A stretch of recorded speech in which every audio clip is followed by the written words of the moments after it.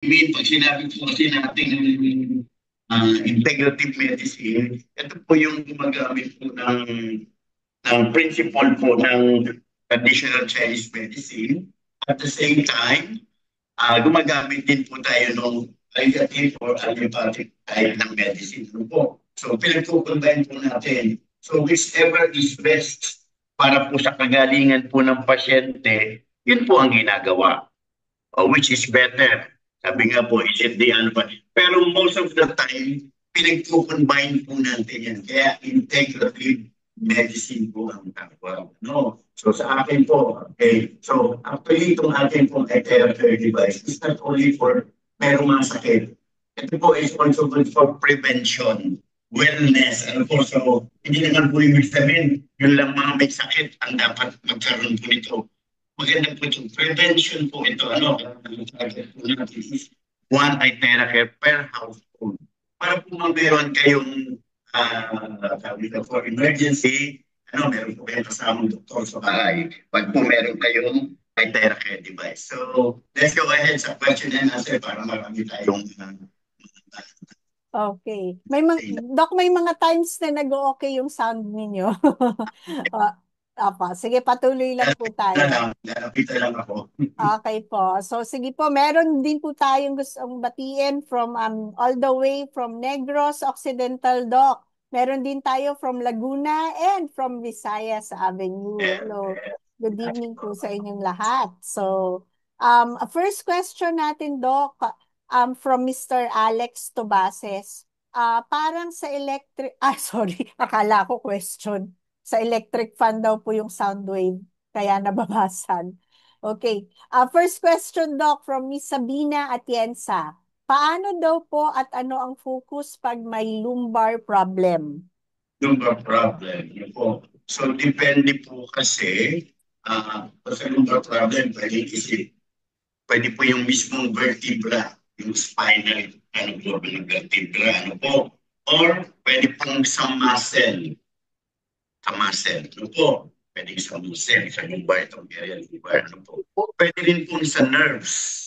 Pwede din po sa nerves. So, whatever po ang problem natin, so wag lang po yung talagang yung nerve, let's say yung isang case po ay yung, diba, yung common natin na business is sciatica. Kasi pag sciatica po, medyo complicated. Pero yung mga simple pong low back pain, let's say muscle spasm, yung lumbago, kung tawagin po natin, kayang-kaya po yan matulungan po ng ating edito. Focus nyo lang po yung drawing po sa lumbar area. Ano po, lumbar? 15 minutes, 2 times a day. Malaki po ang maitutulong po sa inyo ng therapy.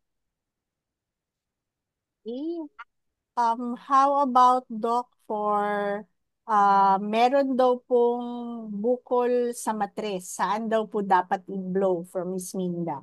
Okay, sige. So, depende po kung anong bukol sa matres. Usually, kung nasa is myoma, kung pinaka-common po kasi myoma. No? So, yung myoma, although pagka nasa reproductive age pa, ibig sabihin nun, from 18 years old hanggang mga 40 years old, yung pwedeng reproductive age pa.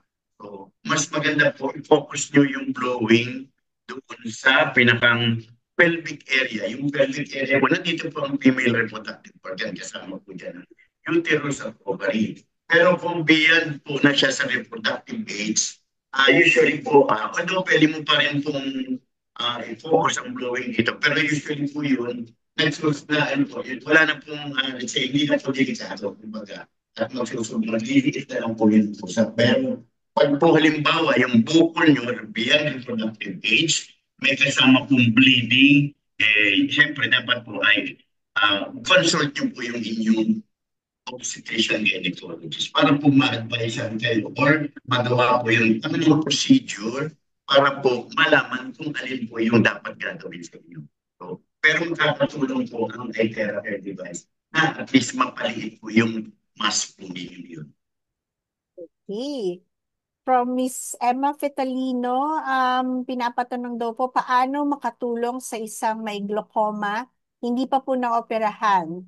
She's using expensive eye drops po to avoid high pressure daw sa eyes. Yes. medyo mahal po yung ginagamit kong eye drops po diyan. Kasi liit-liit, pero it was around 2,000 pesos po and ilang weeks lang gagamitin. Maintenance po yun. So, ito po, meron po tayong, personally, wala po ako nakikita parang case ng glaucoma na ginamitan po na. Pero meron po tayong mga ilang testimonial na nakatulong po. So, ang gagawin po kung alin yung affected eye, doon yung po i-focus yung baso. Dapat po lang ay pwede yung gawing eye drops po yung ating aside from yung ginagamit yung po na prescribe po ng inyong ophthalmologist. Yun po ang ating charge water. Gamitin nyo rin po yan kasi yung paggamit po ng glaucoma, at bedtime lang po yan, sa day lang. Ito naman po ating charge water. Pero po yung gamitin as open as you can. Especially po kung kayo ay magagamit po ng item. Kasi medyo habang binoblow nyo po yun, medyo magdadrawla po yun. Yung ano po, yung kasi medyo nahili po. So, patakan nyo muna po ng charge water, siguro start from 5 minutes. 5 minutes muna, then gradually. And then, siguro in 3 months' time, pwede nyo naman po. Aside from gagamitin nyo pa rin po yung inyong eye drops. So, hindi ibig sabihin ay i-stop yung eye drops naman po is after nyo po mag-itera, kasi yun po ay at bedtime ginagamit. So, mag-itera po kayo at least mga 1 hour before bedtime. And then yung at bedtime, doon yung gamitin yung prescribed na eye drops. Start po ng 5 minutes, gradually. Kasi po masyadong mainit. Magdadry up po yung mata ninyo. Para hindi po masyadong irritating na po kasi pag medyo natatagalan na. Yung 5 minutes po, matagal na po yun. Diba? Hindi na nila tolerate po yung more than 5 minutes sa initan natin. Pahinga, then siguro mga 3 minutes, then start yung another 5 minutes. Ganun po ang gawin po ninyo. Doc, pag nag-blower po ba ng eyes, naka-open po or naka-close lahat? Preferably po ay close ang eyes. Pero sa po natin, pwedeng na-open. Kaya lang mas magdadry up kasi kung open. Kasi yung init, unlike yung nakasarado, at least hindi po direkta yung heat po sa inyong eyeball po. Sa conjunctiva po ng inyong mata. Okay, sige po. Para po sa mga first-timers, ang ibig pong sabihin ng charge water is yung water po na blower. Yung sa glass po, di ba, nagbo-blower po tayo ng water. Yun po ang tawag po doon is charge water. Yun po yung sinasabi ni Doc na i-spray po natin or ipapatak natin sa mata natin. Okay, with the also with the eye drop na meron din kayo after, no? And another question, Doc, from Sabina Atienza. Can Itera helps if you have parasites? Okay po. Hindi po siya actually direktang makakapos makakapatay ng parasite. Although, actually meron po yan sa mga frequencies, meron po kasi dating ginagamit na device na specifically for mga parasites po. Po yung ginagamit natin. Pero TheraCare per se, pwede po. Pero yung atin pong Magnosic, yung Magnosic natin, yun, talagang ma-identify nyo kung anong parasite, and then meron po siyang matitreat po siya, or anong term natin doon, kumbaga ay ma-eliminate po yung parasites po sa katawan po ninyo. Sa TheraCare po, not specific po na recommended or indicated po ang Itera for parasites po. Yeah, we've tried it, no? It's really effective. From Tag Team Jane, CKD po daw 3 times a week na dialysis. Saan daw po ang tamang blowing? At ilang ml daw po ang charge water per day? Okay.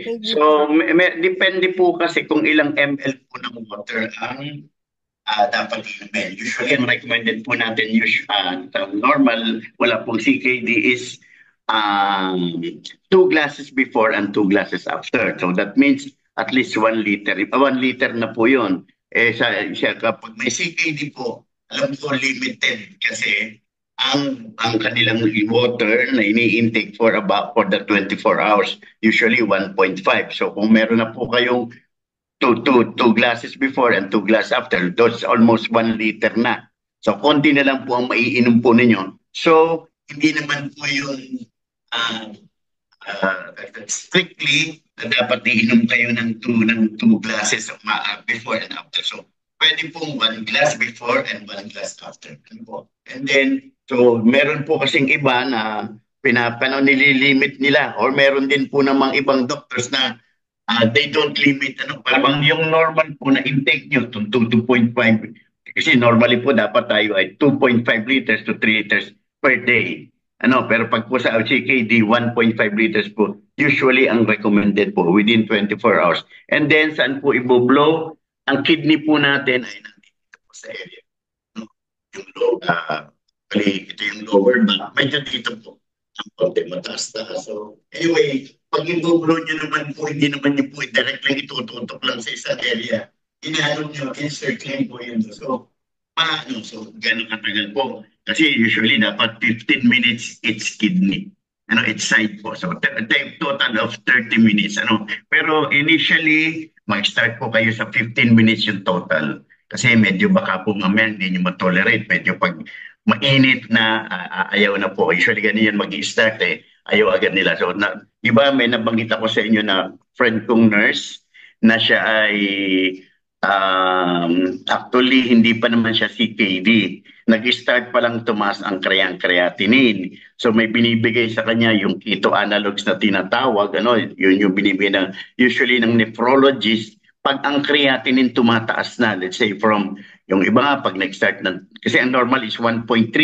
Pag nag-2 or going up, binibigyan na ng keto analogs. Ang problema yung sa kanya, sabi nga niya, bakit hindi naman siya diabetic, pero yun nga, tumataas ang kanyang creatinine kahit meron siya ng keto analogs. So, sinuggest ko sa kanya, kasi sabi niya, ang hindi ko to, sobrang mabula.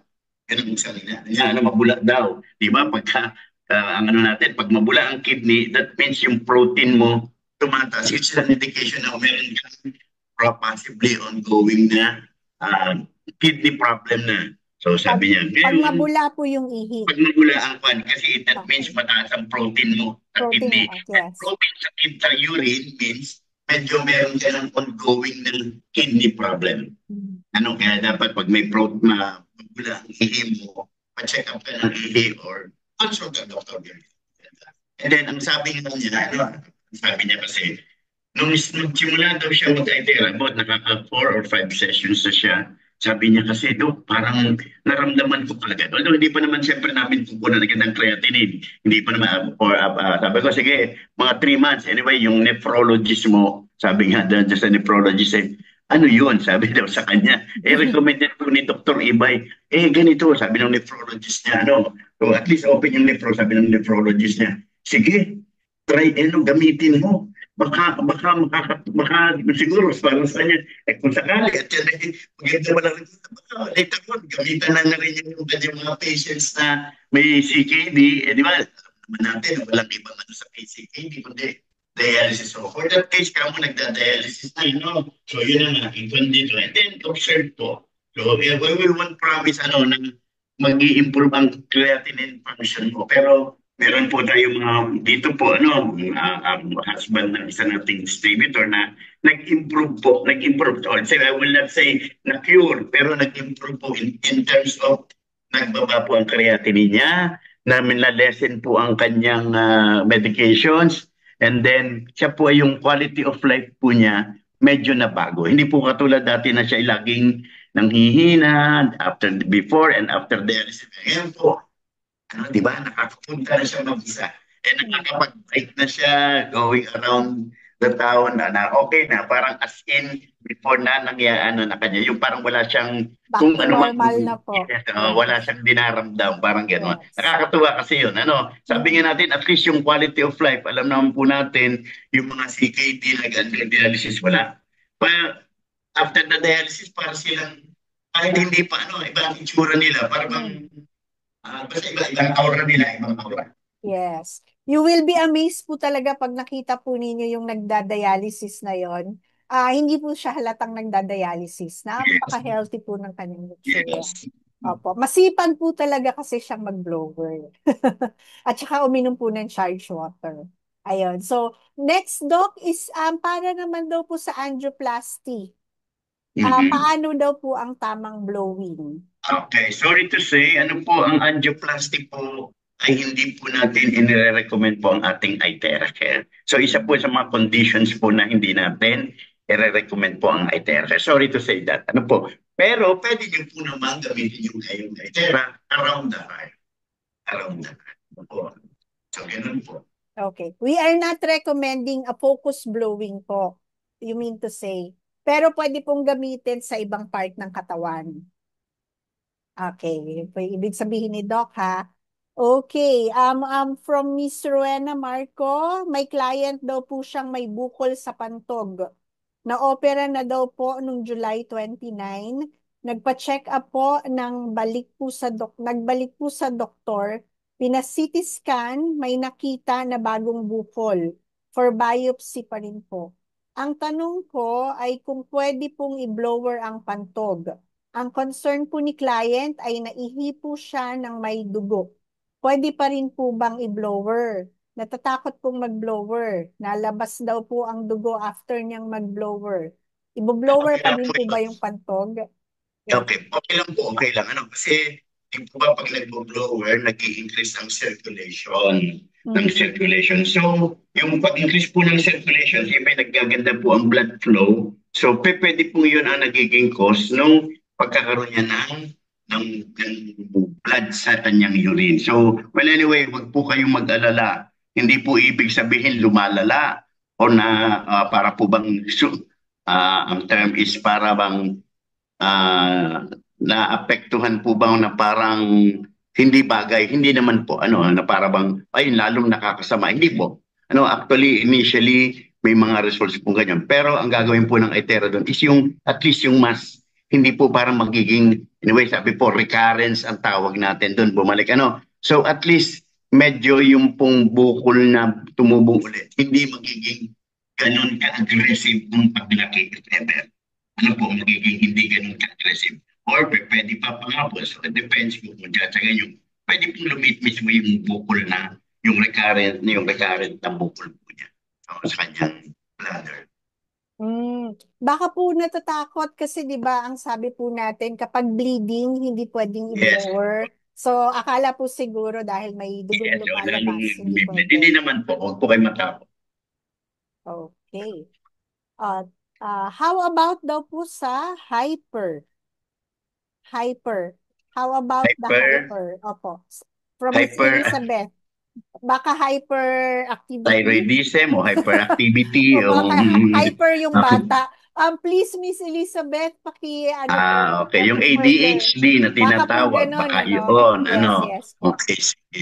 So, yung ADHD is a neurodevelopmental condition, ano po. So, alam naman natin na medyo parang iba rin po yung autism, iba rin po yung ASD, ano, iba po yung ADHD. Well, anyway, it's a neurodevelopmental condition. So, anyway, kailangan po talaga dyan is yung may pa-evaluate po sa isang neurodevelopmental pediatrician, ano po. And then, kung kinakailangan po ng therapy, so alam ko po siyempre, ah, medyo magastos po yan. Ano, magastos po yan, ganyan. Siyempre, kahit pa paano, ano, kami matutulong ay therapy. So, ang pwede niyo pong gawin, since kasi neurodevelopmental, ibig sabihin po sa brain. So, dito po, i-focus nyo lang po sa head. Sa top, ito kung i-let nyo ito. Mga 5 kasi ito po bata, medyo retarded po yan. Hindi po yan papayag ng basta, lalo yung may ADHD, ako. Baka po, Hahabulin. baka, anong tawag ito? Tabigin. Inyong van, baka po hindi kayo nakahanda, mahulog yun, nako, sira po yung inyong van. So, dahan yan po, i-try nyo po. Parang subok-subukan nyo, parang inaaliw-aliw nyo siya, then later hanggang sa medyo matagal na, mga 5 to 10 minutes. Pero tsagain nyo po, tsagain. Well, anyway, alam mo po natin yung ADHD, wala naman po yung eksaktong gamot po din. Ano, talagang po yan is, sabi nga po ay alaga. And then, pang-unawa po nung mga kanyang magulang, ng kanya pong caretakers, ano po. So, yun po. Pwede po kaya, Doc, i-blower po siya habang natutulog. Pwede rin. Kung medyo, ay, kung sana kung may pro, ano, kasi hindi maingay. Tahimik. Well, anyway, pwede naman po doon sa ating mga classic, yung medyo mahina po ang, ano, Opo. ang blow. Yes, sige, parang di maingay. Yes, yes. Actually, ako, pag nagamit ako nung aking not pro, yung Premium Plus, doon po ako doon sa mahina ang hangin. Para hindi masyado ding maingay. Okay. Oo, kasi sensitive po yung Yes. kanilang auditory, no? Yes. Opo. Doc, from Miss Blaze Amor, pwede daw ba i-blow ang nag-undergo ng dialysis? So, pwede po yon. And Okay po, also, okay. nag-undergo po ng chemo sa breast. Yes po, pwede po. Usually, ganun nga ang ginagawa nung iba. Yung iba after dialysis, tsaka po sila. Yun, like yung before, yun pong aking isang pasyente, ano, although, nung una kasi pag siya after a dialysis, nanghihina siya. Nag-oxygen siya sa bahay nila, hinang-hina. Then, nung pinagamit ko po ng Itera, nag-improve po siya. Maganda yung condition niya. Ngayon po, medyo kontrapelo yung kanyang nephrology. Siguro po, hindi ko alam. Sabi na, siguro bakit nag-i-improve ito doon samantalang yung sa binibigay niya, hindi. Sabi, hindi, huwag mong gamitin yun, baka makasama. Di, siyempre, mas maniniwala siyempre sila doon sa nephro. Di yun, parang gayon na naman po ang ano niya. Parang lulugo-lugo na. No? Sabi ko, wala akong magagawa. Ini-offer ko yung ganun. Nakita naman na nag-improve. And kaso, yung kanilang network, hindi meron talaga pa rin marami pa rin, ano na, skeptical pa rin sila. So, buti nga ako yung network nitong nurse na ito, ang ano niya is positive siya. Sige, try mo. Kung Tingnan ano natin. yung makakatulong. Yes, makakatulong yun ang sabi. Ano? Apo. Doc, yung nag-undergo po ng chemo, yung ng Yes, breast chemo po, pwede po ba? So, kailan po dapat mag-blow? Before ng chemo or after po ng chemo? Wala, regardless po kung before or after. Anytime. Wala. Anytime po. Hindi po hindi nakakasama na isabay siya while having chemo po. Ang dito, parang ansyang pangalan actually, parang complementary pa man din yung kanyang effect with the chemo. Although, syempre, yung iba kasi ayaw naman talaga nung mag-chemo or syempre yung chemo talaga. Kaya ano lang yan kasi meron akong maganda, kasi di ba, sa aming last week. Yung isa kong klase, very close ako sa nabalo siya. Actually, doktor din ang asawa niya. So, nag-breast CA. Tapos, chemo. So, actually, nagkaroon siya ng yung remission. Yung remission sabihin, parang okay na wala yung cancer cells. Pero after 2 years yata, anong naging sakit naman yan? Leukemia. Nagka-leukemia siya. O, di ba? Actually, pero yung side effect na leukemia, doon na siya kinamatay niya, yung leukemia na. Diba? Kaya parang lang siya. Nawala sa breast, napunta yes, sa dugo. Sa blood naman niya, lumabas yan. So, ganun kasi. Okay po. Doc, kapag paano daw po ang blowing for cervical spondylosis? Neuropathy at sciatica, pare-pareho po ba yun? Iba-iba, pag sabi cervical spondylitis, any cervical dito, dito sa may leg yun. Yung sciatica kasi, nandun sa lubar, lagi natin i-discuss yun. So, pag yung cervical, dito, i-blow nyo po dito, sa area dito. Pag yung sciatica, dito sa lumbar area. Ganun katagal, 15 minutes po. 15 minutes sa bawat area po. At least, di ba, yun natin for magkaroon ng effect, at least 15 minutes po na tsatsagain. How about ang neuropathy, Doc? Neuropathy. Apo. Neuropathy. Opo. Kasi yung mga neuropathy, ibig sabihin yung mga peripheral na yan, pag sabing peripheral, nandun sa mga, distal. Yung sabihin ng distal, kung sa kamay na. Dulo-dulo na. Pag sa paa, sa talampakan na, usually. So, kung alin yung affected mo, doon mo na lang siya Kasi actually, peripheral, ang problem na doon sa periphery. Hindi katulad ng central o spinal, ang problema dito nang gagaling. Pero pag neuropathy, usually yan, distal, peripheral na po ang kanya. Okay, ganun pala yun. Pag central do, kasi di ba, hanapin mo kung saan nakakonekta. Tapos Yes, doon oo. mo i-blower. Pero Yes, ang oo. peripheral pala, kung saan po, kung sa Kung kamay saan yung doon, area, kung nandun saan mo pala. nararamdaman. Yan, distal na I yon, see. distal na. Okay, yan. Okay, salamat po. Sa BioLite daw po, ilang times a day o kaya at blowing sessions per day ang ganyang case. Pwede naman po, actually, di ba, meron yung timer ano po. So, kung gusto mo matagal-tagal, sagad mo ng 30 minutes. Tapos yung intensity, pwede mo ilagay sa 10. Ano po, then, okay lang naman po kahit sa umaga, kahit sa gabi, as long as po na ganito ginagawa, ano, pagkatapos nyo, huwag lang kayo magbabasa ng o maliligo kaagad. So, pwede po na 2 times a day po yun. Wala pong problema. Two Wala times. pong overdose, kumbaga. Okay. What if ang urine daw po may ibang smell? Okay, so usually, pwedeng infection sa ihi, may UTI, or pwede pong, kasi pag minsan yung may mga tawag po dito, ah, infection, or pag minsan po, sa protein nila sa ihi nila. Doc, ano yun? Sorry? Kung halimbawa kasi at may ibang amoy, ang Mhm. ihi, pa-check niyo po ang ihi ninyo, baka may infection. It's either a bacterial infection or usually po pagka yung mga fungal infection po, may ganun po. Kaya sa babae merong ibang amoy po. Usually nagkaroon na po ako ng ganyang case sa clinic. So initially, ang ano po namin is urinary tract infection, bacterial ang cause. Pero later on, sabi nga, nagkaka-discharge siya, mayroon daw ibang amoy ang ihi. Actually, yung diabetes din po, yan, pwede rin yung may mga diabetes. Meron din pong, iba din po ang ihi nila. Yung po may mga ibang kaya, medical conditions po, kaya dapat po ay magpa-check po ng ihi. So, pero ang maganda, ang kakatulong po, kung dadagdagan po ninyo ang pag-inom ng charged water. Dagdagan niyo po, gamitin niyo po. Then, pa-check up po kayo. So, hindi ko po masabi kung ano dapat ang inyong iboblo, pero syempre, ang ano po is the kidney. So, start niyo pong iblo na po yung kidney po ninyo sa loob, ha? Inom kayo ng marami. Then, pero importante po, magpa-check po kayo ng ihi at i-check ba, ano na po, mas mabuti po magpa-consult kayo sa doktor para po masabi po niya kung ano yung dapat na i-request po sa inyo. Ihi lang ba? Or yung pong blood chemistry po nyo, baka mamaya may problema na po kayong iba na dapat ma-address po. Huwag po nating ay, okay lang ang entera dyan. Basta dapat po tayo. Pero initially, pwede niyo pong simulan na mag-inom muna ng entera charged water. I-blow niyo po ang inyong kidney.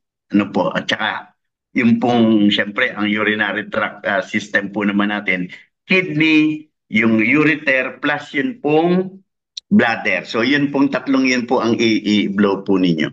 Okay. Dok, kung magpapacheck po ng urine, ano po yung lab nun? Urinalysis po ba yung tawag doon? Urinalysis lang. Although kasi merong mga laboratory ngayon na kahit walang request ng doktor, nag-check sila ng ihi. Pero dapat kasi may ibang laboratory na pag wala kang request galing sa doktor, hindi nila i-check ang iyong urine. Okay. Yes po. Oo. Buti dito sa Davao, meron po mga diagnostic center na pumapayag na Yes, kahit may mga wala libre pong yung mga request ngayon, ng gano'n na kasi doktor.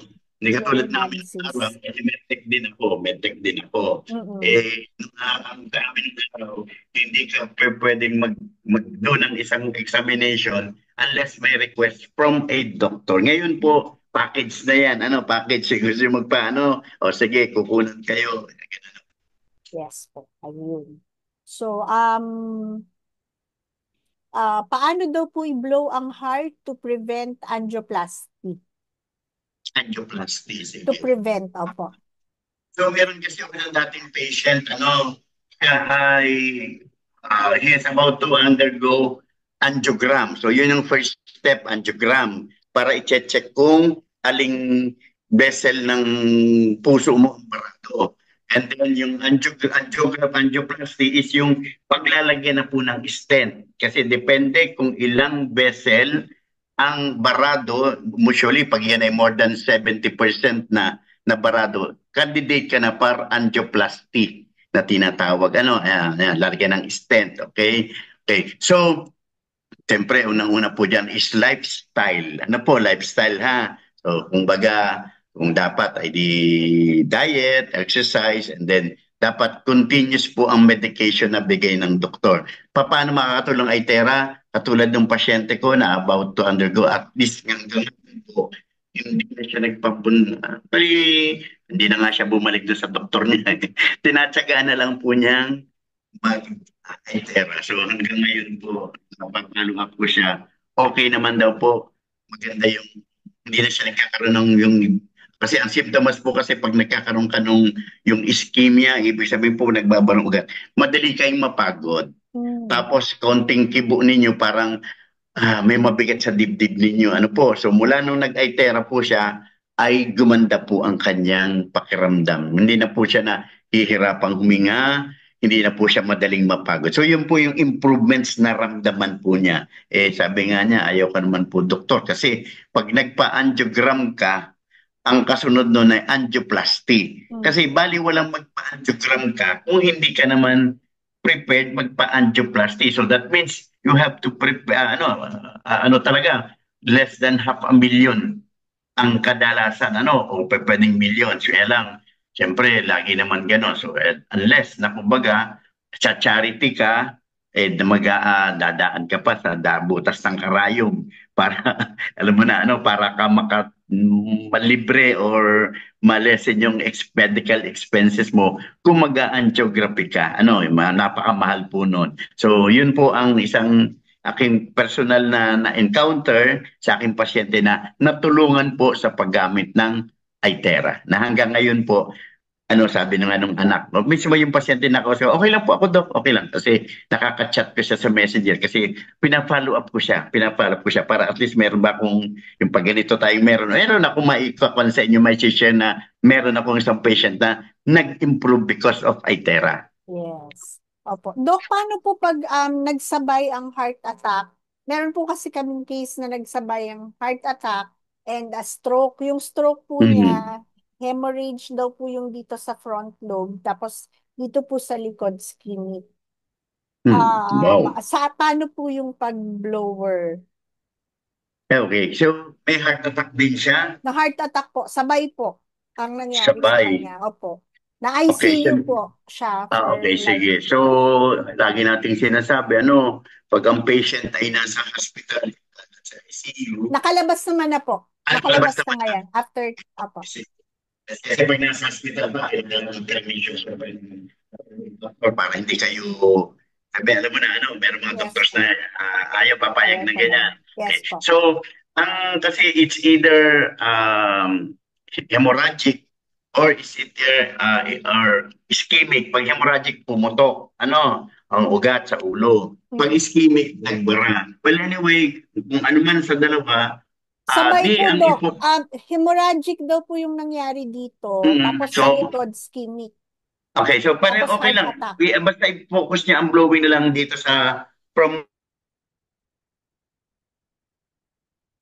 Dok, nawala po kayo, Dok.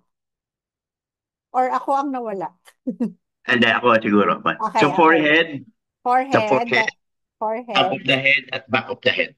Okay. Okay, sige. Then, yung sa heart, 15 minutes yan, total of 15 minutes sa buong head niya, 15 minutes.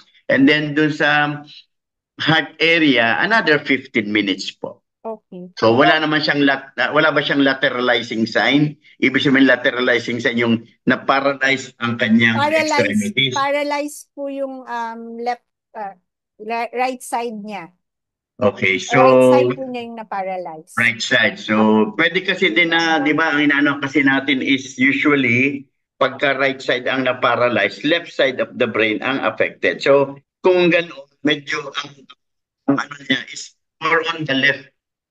Kung right side ang paralyzed, more on the left side po ng kanyang ulo, ng head, ang ipo-focus niya. Ano po? Yes. Well, anyway, wala naman diferensya kahit masakop itong left.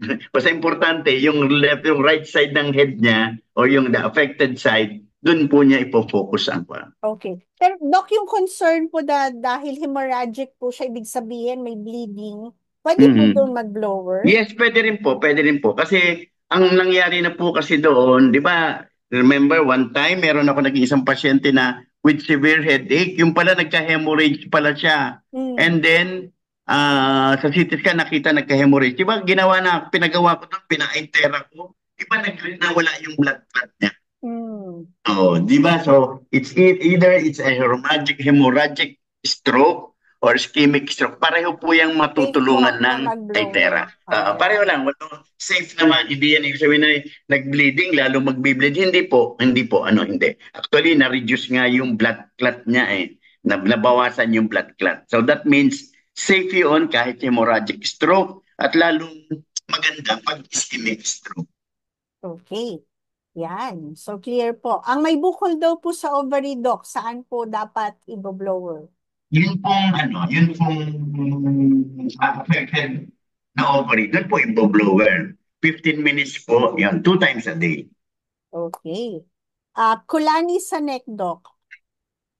Kulane, kasi lymphadenopathies po yun. So, kalin po yung affected, yun po. Then, siyempre, always do the basic protocol. Do the basic protocol. Kasi, although pag po sa leeg ang infection, pwede po kasi yung galing sa head or galing po sa chest. Kaya po dapat ay do the basic protocol kasi hindi niyo po alam kung saan ang pinakang primary origin po ng kanyang pan. And then, of course, yung mismong lymph nodes po na affected, doon po nyo i-focus din. Dok, anong tawag po dun sa English, yung kulani sa neck? Lymphadenopathies. Lymphadenopathy. Kasi ang tawag sa kulani is lymph node. Okay. Lymph node, Then pag may yung merong namamaga or lymphadenopathy. Okay. Pag may problema, pag namamaga, lymphadenitis. Alright. So lymph pa rin, di ba yung pag may itis, that means may inflammation. Alright. In general, pag yung merong hindi mo alam kung inflammation or is it a metastasis, lymphadenopathy. Lumalaki yung kulani naman. Okay. Lymphadenopathy, lumalaki yung kulani.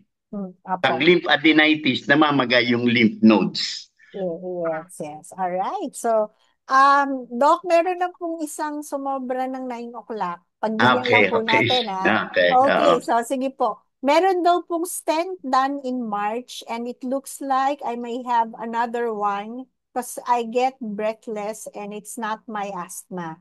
Will Iteracare help po? Saan daw po i-blow since hindi pwede direct sa heart? Yes po. Ganito po, since kumbaga, sa atin pong meridians, nandiyan naman po ang heart sa ating palm, nandiyan po ang meridian sa atin pong sa paa. So, yun po, mag-concentrate na lang po kayo doon. Kung makakakita po, well anyway, ganito, pag ini-blow nyo naman po yung inyong palm at saka yung automatic po, ang heart po natin. So, tumingin po kayo ng chart na mayroon na pong nasaan. But anyway, hindi naman po importante. Yes, sige, okay, yes, sige, okay. Yan, so, and then meron siyang exercise kasi ginagawa niyan if you want to strengthen the heart. Ito po. Yan, tapos ito. Yan, gano'n na, ito. Tapos ganyan na, yan. Exercise po yan. Yan. Parang gano'n lang, pag gano'n walang. So, nakaka-strengthen po ito ng heart. Yan, isa po yung Opo. So, yun po yung mga makakatulong. Pag wala kayong pag gano'n lang kayo, at least yung heart ko ay natutulungan ng kanyang function. Sa heart po, no? Yes. Pampalakas po ng heart, Doc? Yes, opo. Yes po. Ayan. So may bago na tayong practice ngayon. Ito gagawin natin para lumakas ang heart. Sa umaga, pagising nyo sa umaga, diba, dapat yung deep breathing. Yan. Then, at the same time, gawin nyo po ito. Yan. Gawin nyo pong routine. Basta pagising nyo sa umaga, wiwig nyo po yung inyong toes, tapos po ito. Yan. Then, deep breathing po. Yan. Nagagawa nyo po yung 3 na sa habang kayo'y bagong gising, siyempre pray muna po. Thank the Oh, Lord muna po. wow. Thank the Lord muna for the blessing na ginising tayo. Ano, then Yes. gawin niyo po yun. Okay. Ayun. So, meron tayong mga tips pa from Doc, no? Ganyan-ganyan sa umaga, breathing after prayer, at saka ganon-ganon yung mga Yes, yung toes. wiggle-wiggle lang po yung Wiggle-wiggle toes. yung toes. So, ayan. Yes po. So, sige po, Doc. Ayan. So, tapos na po. Wala na po tayong question. Thank you so much. Yes, Yeah. okay. So, we So at are, least medyo magandang audio ngayon. opo, naiintindihan na Oo, hindi okay, okay. masyadong basag. Ayan. Mm-mm. So, sige po. Maraming salamat everyone for staying up until the end. And, of course, maraming salamat, Doc, sa inyo po, Yes, sa inyong time, welcome. at sa matyaga pong pag-explain ng bawat question po. Maraming Yes, my maraming pleasure, salamat. my pleasure. Yes. So, ayan, Doc, any last words po? Okay po, sige po. So sabi nga po natin, napakaganda po ng blessing na binigay sa atin ni Lord of this Itera Care. Ano po? So let's share this blessing. Ano po? So sa ating po mga kamag-anak, first of all, sa mga ating kaibigan, sa ating mga pong neighbors, ano po, i-share po natin. And then, let's spread the good news na meron po Itera Care na hindi lang po ito for wellness. Tapos dun po sa may mga health conditions, health problems na malaki po ang matutulong. Tulad po na nabanggit ko kanina, at least kung meron po kayong Itera Care sa bahay, para po kayo may kasamang doktor. Pero of course, sabi, pag mga konting problem, medical, pero if symptoms persist, always consult your doctor. Ganun po.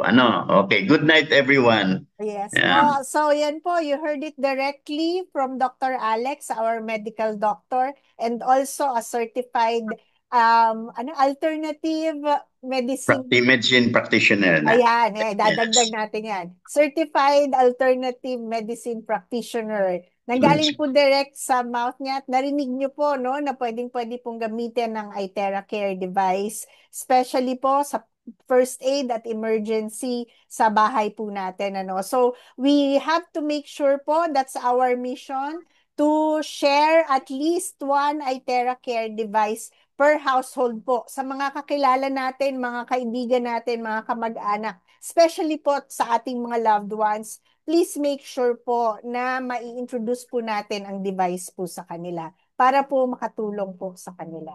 Alright, so yun lang po. Maraming maraming salamat po and good night everyone. Have a good rest. Especially Doc, maraming maraming salamat po sa inyo. Yes, Magpapahinga welcome. po kayo. Rest well po. Yeah, And